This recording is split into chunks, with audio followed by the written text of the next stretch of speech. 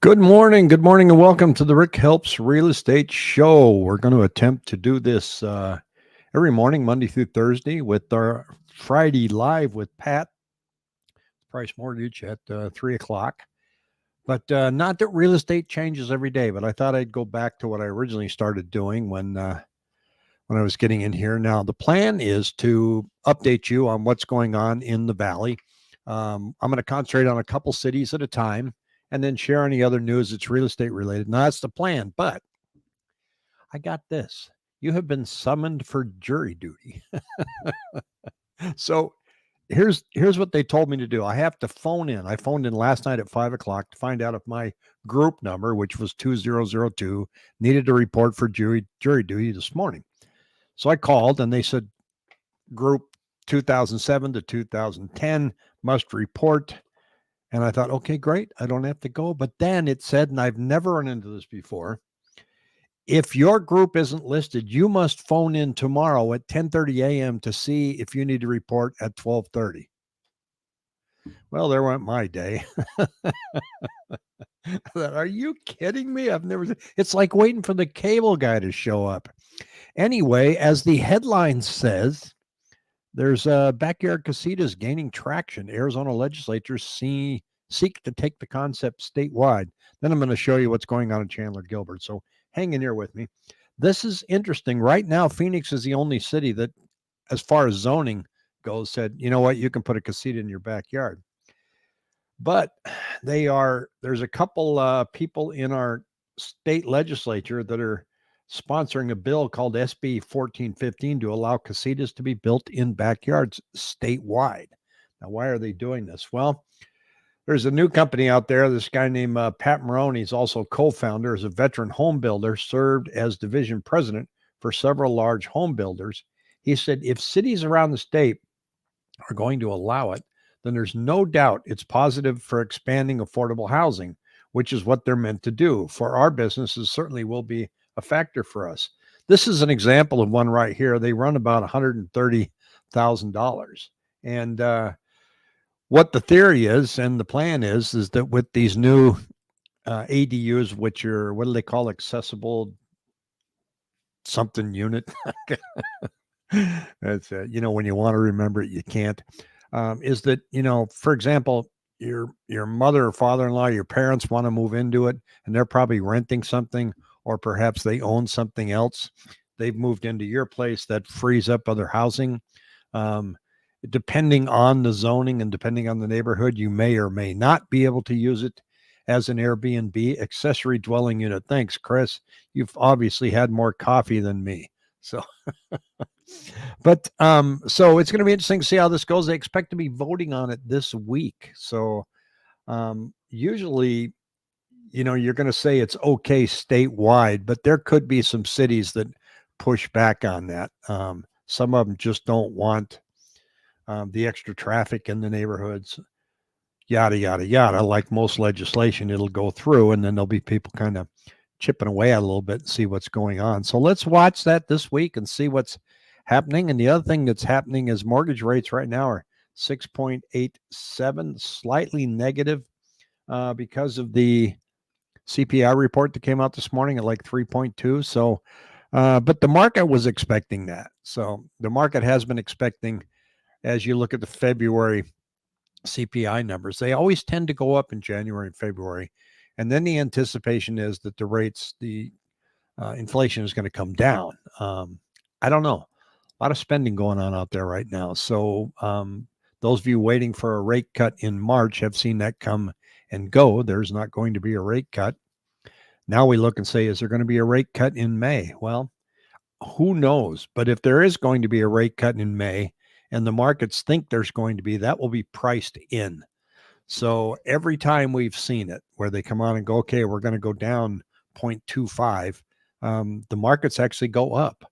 So, you don't want to sit around waiting for that rate cut and waiting for their announcement. So stay close with your lender to try and figure out whether or not you want to lock or not. Let's take a look at what's going on in our market right now. The two winners that we have as far as being able to sell quite easily continue to be Chandler and Gilbert with a CMI of 206 and 177.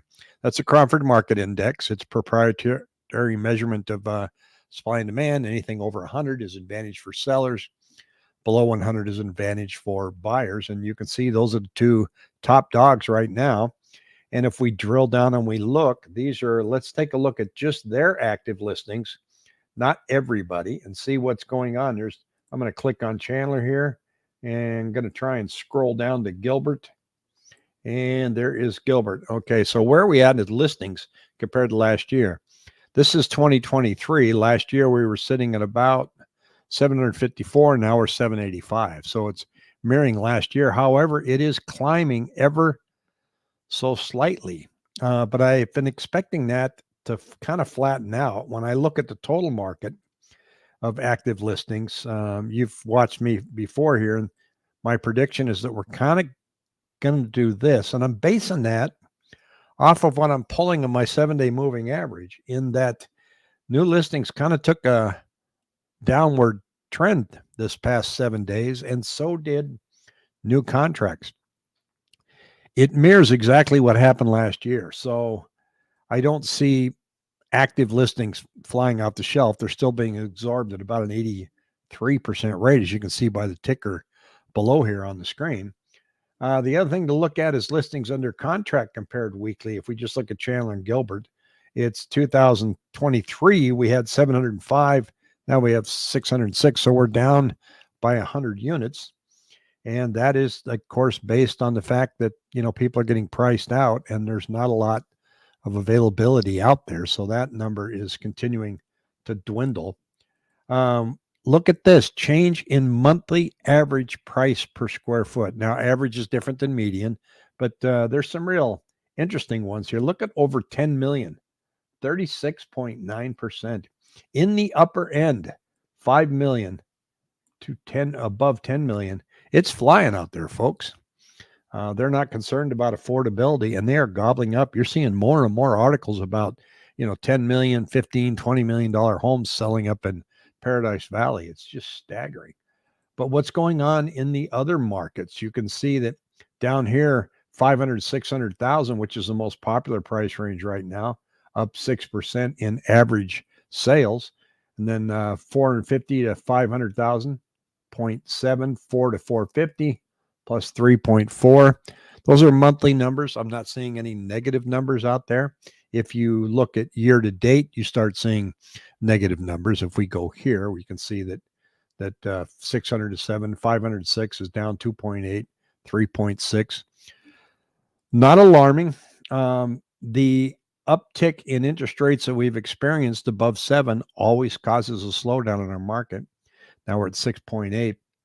I think this is going to help us just muddle along, and we'll take a look at some other cities coming up as we move forward here. This is a moving company. If you're looking for a moving company, I've met these guys before. They're pretty cool. They're called Muscular Moving Men, and that the headline says they keep bulking up. But they're buying new headquarters up in kind of by where the 101 goes past Rose Lane, and they've got a huge warehouse up there, and they're expanding it. And the reason this is news is that they've just grown like crazy, because they not only help home sellers and buyers move, but they move a lot of offices and medical equipment, and they have a lot of storage. So you can move, but move out of your house, they'll come pack it, and they'll store it at their place for a little while you're waiting for your other house to close or your new build to close or your business. So they're a pretty good group of guys. So if you're looking for movers, I highly recommend you take a look at Muscular Men. They have a really strict screening process as far as who's going to work for them, and it's working out for them. So look for me tomorrow. I hope tomorrow morning. So I'm going to call here in about an hour and find out if I have to report for duty. I'm going to be a good citizen. Now, if I get stuck on a jury for the rest of the week, then all bets are off. But that's my plan. My plan is I'm going to call at 10:30, and they're going to go, "Thank you for calling. We don't need you." But thank you for watching. I hope to see you tomorrow morning. Take care.